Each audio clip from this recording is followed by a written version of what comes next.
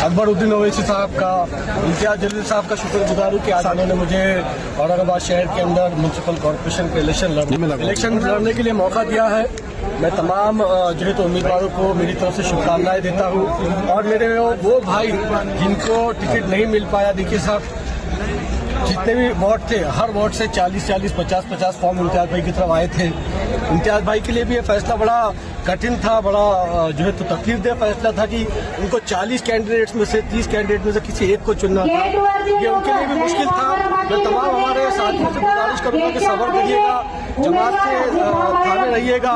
जमात रहेगी तो हम तमाम रहेंगे, हमारे आपस में इत्तेहाद रहेगा। तो इंशाअल्लाह औरंगाबाद शहर के अंदर हम फिर से दोबारा, जो 2015 में हम लोगों ने एक इतिहास रचा था इम्तियाज जलील साहब की क़यादत में, तो इंशाअल्लाह ये बार दोबारा इम्तियाज जलील साहब की क़यादत में औरंगाबाद शहर के अंदर एक रिकॉर्ड तोड़ जीत मजलिस इत्तेहादुल मुस्लिमीन हासिल करने वाली है।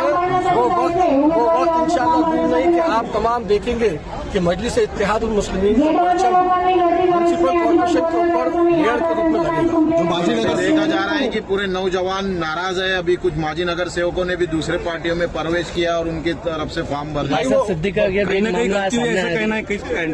भाई देखिए, अब क्या है, किसी का टिकट कटता है तो किसी की नाराजगी होना ये वाजिबी है। मैं भी रहूं, मुझे भी तकलीफ हुई थी जब मेरा आमदार के टाइम पे टिकट कटा, मगर हम लोगों ने उस वक्त में जमात को तरजीह दी, हमारे इत्तेहाद को तरजीह दी।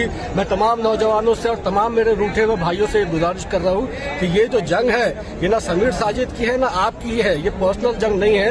ये जंग जो है तो औरंगाबाद शहर के विकास के लिए है, मजलिस इत्तेहादुल मुस्लिमीन को औरंगाबाद शहर के अंदर मजबूत करने के लिए है। मैं आप तमाम को इम्तियाज जलील साहब का, बैरिस्टर असदुद्दीन ओवैसी साहब का वास्ता देकर और औरंगाबाद के आवाम की इत्तेहाद का वास्ता देकर कह रहा हूँ कि सब्र करिएगा।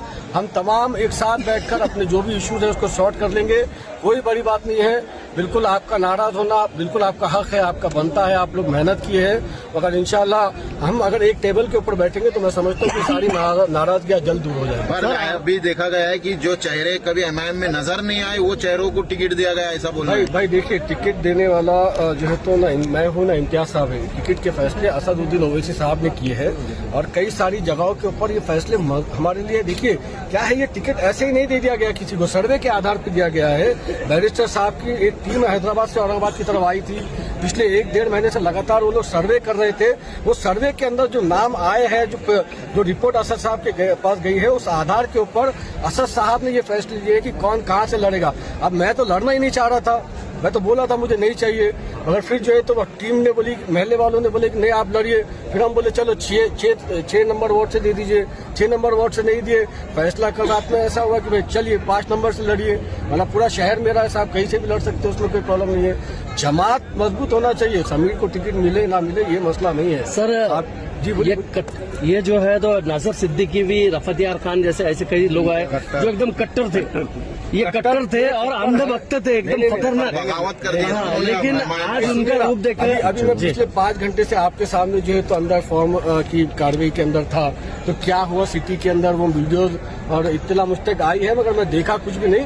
मैं देखे बाद उसके ऊपर रिएक्ट कर सकता हूँ। भाई सुनिए ना, टिकट का फैसला करने वाला समीर साजिद नहीं है, टिकट का फैसला इम्तियाज साहब भी नहीं किए हैं। टिकट के फैसले बैरिस्टर असदुद्दीन ओवैसी साहब की तरफ से। आखिरी बार नौजवानों को क्या आह्वान? नौजवानों से यही कहूंगा कि नौजवानों फास्टन या सीट बेल्ट, इंशाअल्लाह औरंगाबाद शहर के अंदर मजलिस इत्तेहादुल मुस्लिमीन का मेयर बनने वाला है।